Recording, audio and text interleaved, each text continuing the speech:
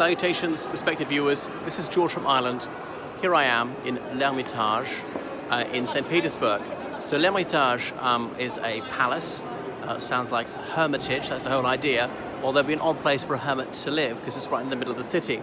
And it's right beside the Winter Palace. In fact, they adjoin.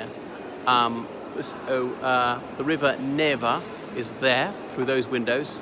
And because it's so snowy out and the river is frozen solid, you can't make anything out. But anyway, so Hermitage is known to be one of the most magnificent art collections on Earth. And it's a World Heritage Site just hard by Palace Square.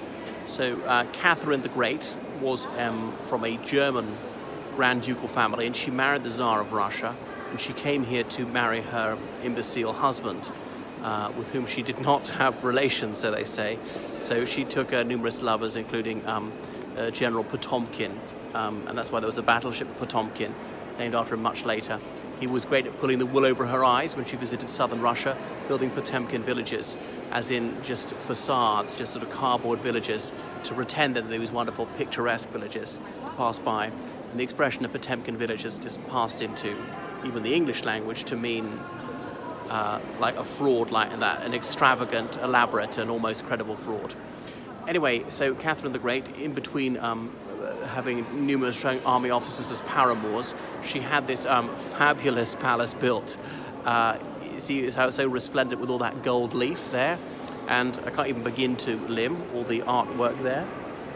Various sculptures, various tools, weapons of war, things like that. These amphora, and it's all neoclassical, as you can see. And then look up high at all these characters depicted. Muscular men, cherubim and seraphim, and then scenes from classical mythology right up there. Again, too numerous to describe up there on the ceiling. And these very wide, ornate staircases, Doric columns and all that.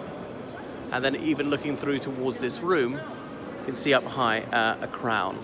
So I could be here all day describing them. And then you can see some of these figures from ancient Greek lore. Who was that? Athena with a helmet and spear. I'm not sure who this is, actually. Someone a bit educational. And then someone holding the scepter and orb with an eagle beside her. I'm sorry, I don't know my classical mythology very well.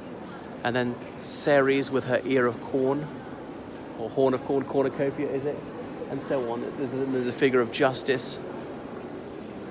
And more and more. And oh yeah, so Nike holding her laurel wreath for a victor.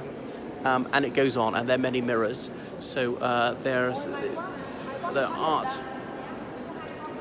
items, well, objets d'art from all over the world, dating back to ancient Greece. There are ancient Egyptian artifacts, papyri, and so on. And then there are various sort of scientific displays. I'm not sure what you call them, as in little calves with two heads and things like that. Various freaks of nature which were collected here, and even the skeletons of woolly mammoths that they found in Siberia.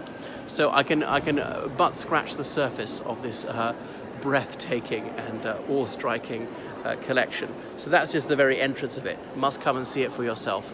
So it wasn't very busy today. I know, look at that. So the queue wasn't that long. So if you ever do come here early or an unpopular time to avoid queuing for hours.